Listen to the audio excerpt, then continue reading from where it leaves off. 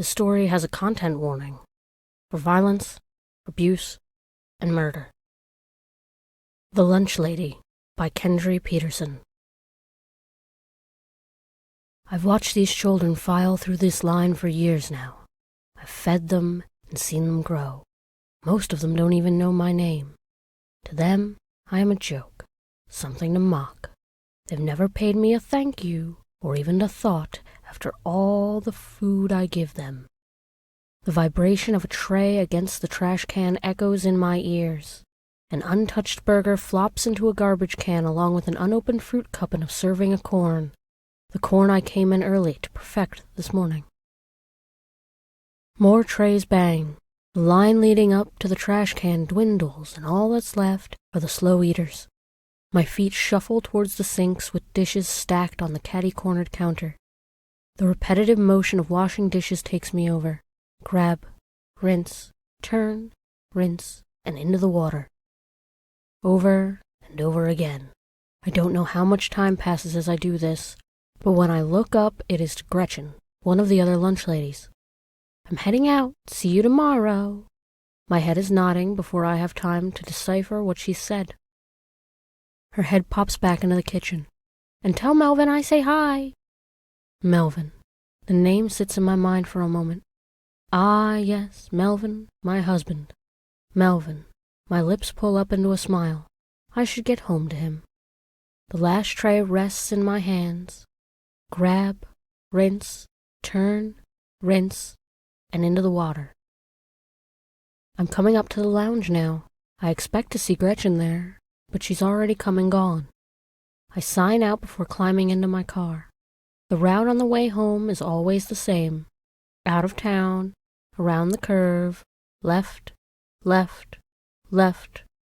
I've driven it so many times that the trees are each familiar and the dips in the road are expected. As the door creaks open, the smell of sweet pumpkin and cinnamon fills my nose. The pie I baked this morning is still sitting on the counter. As I approach it, however, my eyes catch on the break in the crisp orange of the pumpkin. There is a piece missing. No, not just one, 2, maybe 3. Melvin, I exclaim. Melvin, are you home?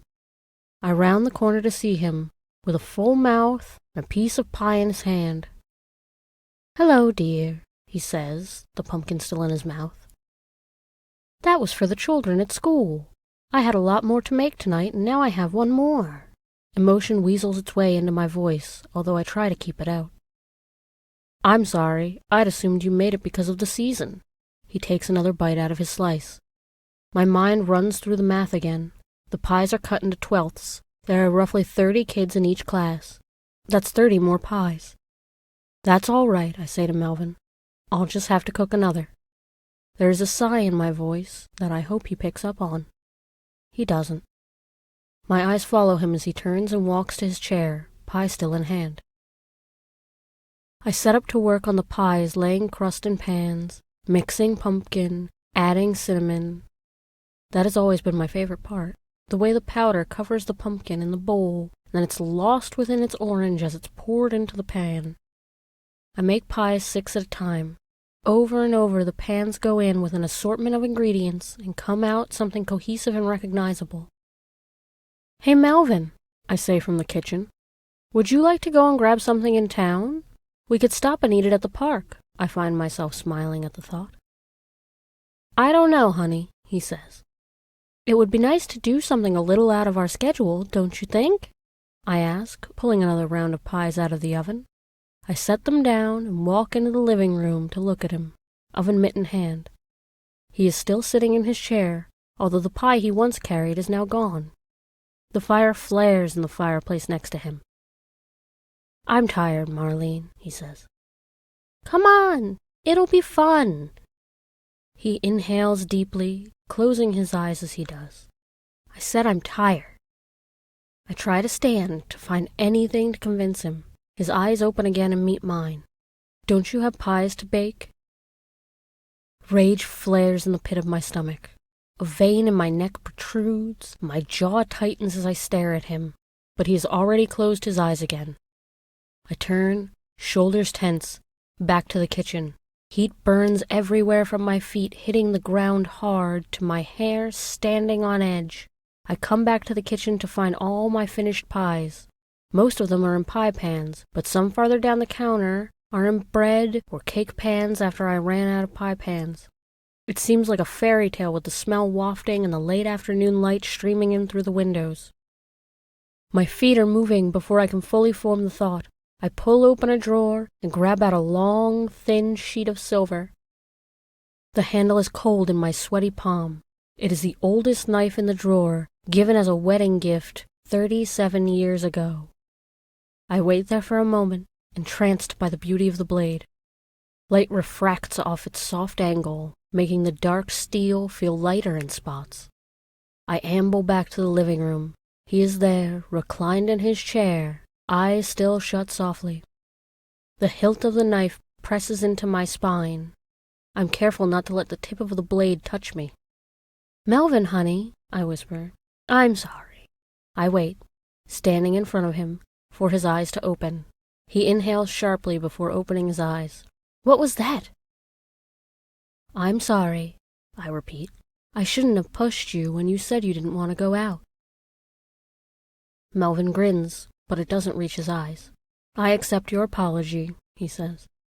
He accepts my apology? That's all? No "I'm sorry too," or "there's no need to apologize"? I close my eyes, afraid the anger flaring behind them will show. I smile. "Thank you." He moves to stand up. I take a step closer to him. We move our arms around each other, and instead of the cinnamon from the kitchen, I smell the forest where he spends most of his time. He takes a deep breath, and before he lets it out, I thrust the knife into his back. It gets caught halfway in, and I have to lean into him to impale him farther. He hits the ground with a sound hollowed by the gray rug. His eyebrows draw up in shock as I pull out the blade and bring it across his throat. I repeat the line until the knife drips crimson onto the carpet, and his blue button-up shirt has been overcome with deep stains.